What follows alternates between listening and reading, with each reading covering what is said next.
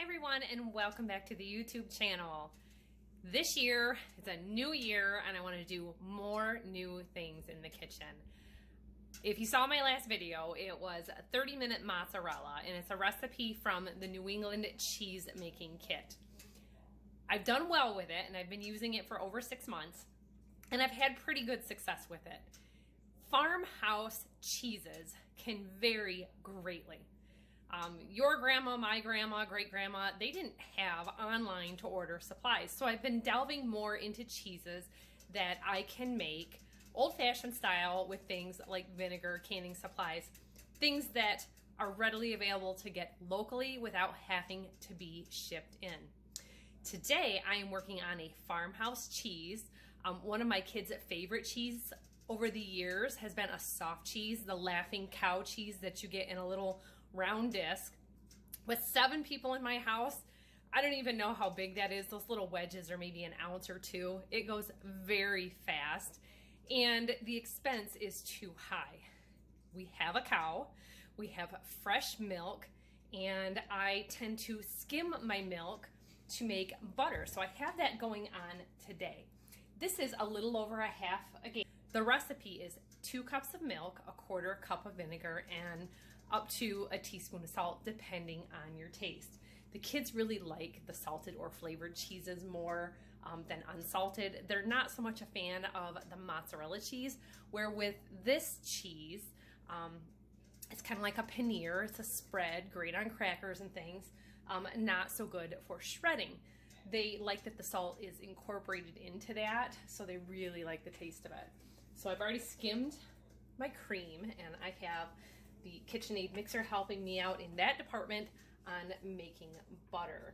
So I always milk my cow, store it into these containers. That being said, I'm using fresh, raw, unpasteurized cow's milk. Heating it, you kind of lose some of the benefits of the raw milk. It's just like with, having raw honey. I'm at about 130 degrees right now. You want to get this up to below boiling to a frothy foam over the top.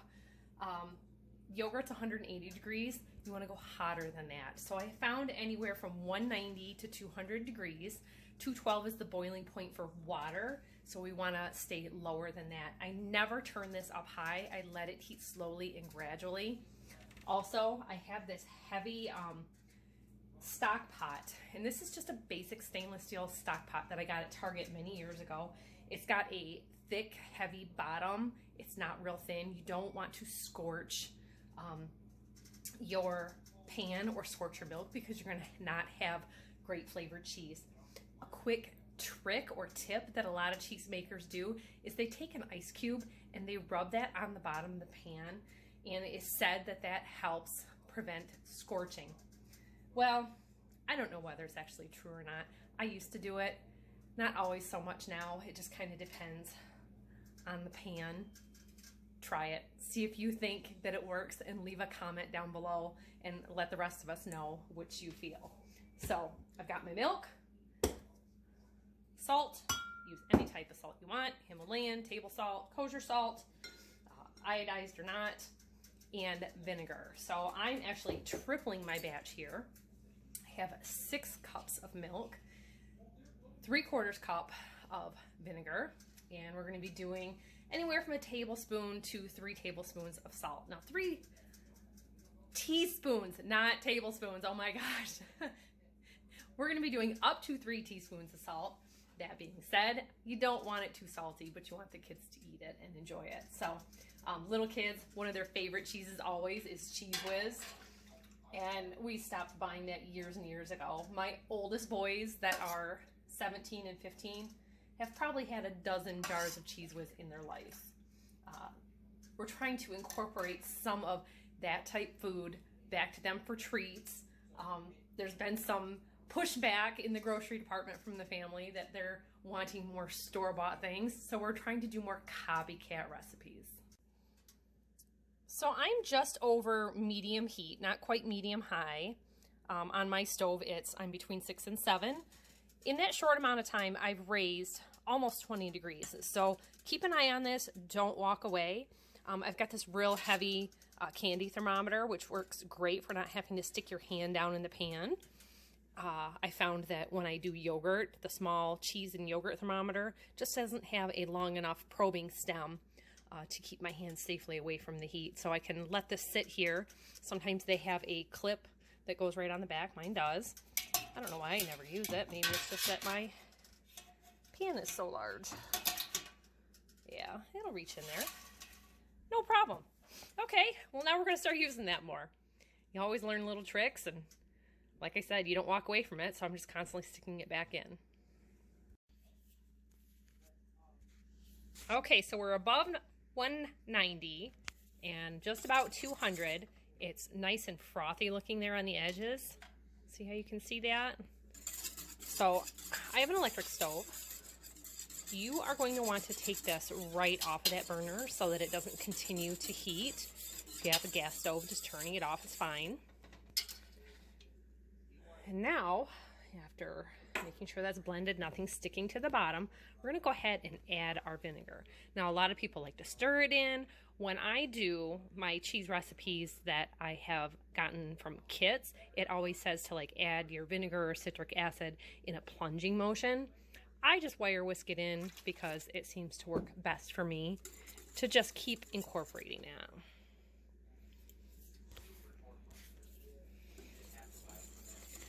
Now basically, you will start to see curdling when you add that vinegar. You can see it forming right on my whisk very quickly.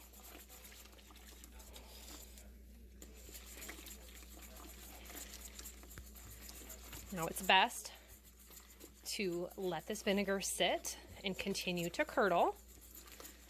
And that is the basic part of the cheese making. Now some people like to add the salt before they drain the curds and whey. Some people like to drain it, then rinse it and add salt that way. I don't like to do rinsing. It requires hanging and draining and pressing, which is time consuming.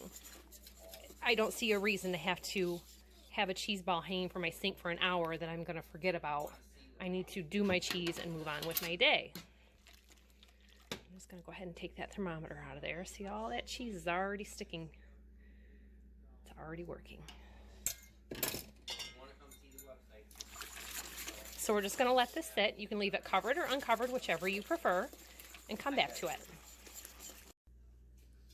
So if you're not seeing curds after about 15 minutes, you can always add a little more vinegar or citric acid, whichever you prefer. And before you drain it, you can see I've got mine draining now. Add the salt, stir it in. Some people like to add the salt at this point. Now, a note to be careful of, don't just keep adding a ton of vinegar or you're going to get very tangy cheese. Now, a little tang is good. It actually tastes nice. And the salt, you can add fresh basil, anything like that, like Mrs. Wage's seasonings, whatever you prefer. So you can see I've drained that off. There's my whey. We'll save that. And you can use that as a water replacement in any of your homemade baked goods, pizza crust, bread. In our house, we generally do a little bit of that and give the excess to the chickens, and it really helps boost their egg production. So you can let this sit here and drain. So like I said, I don't like to walk away much and have to come back. So I like to give it a little squeeze. If you squeeze out too much of the whey, it's going to be a little bit drier. You can always add some hot whey back in, so keep that in mind. So we'll just let this sit for a little while and then transfer it to the refrigerator. That is the basis of your farmhouse cheese.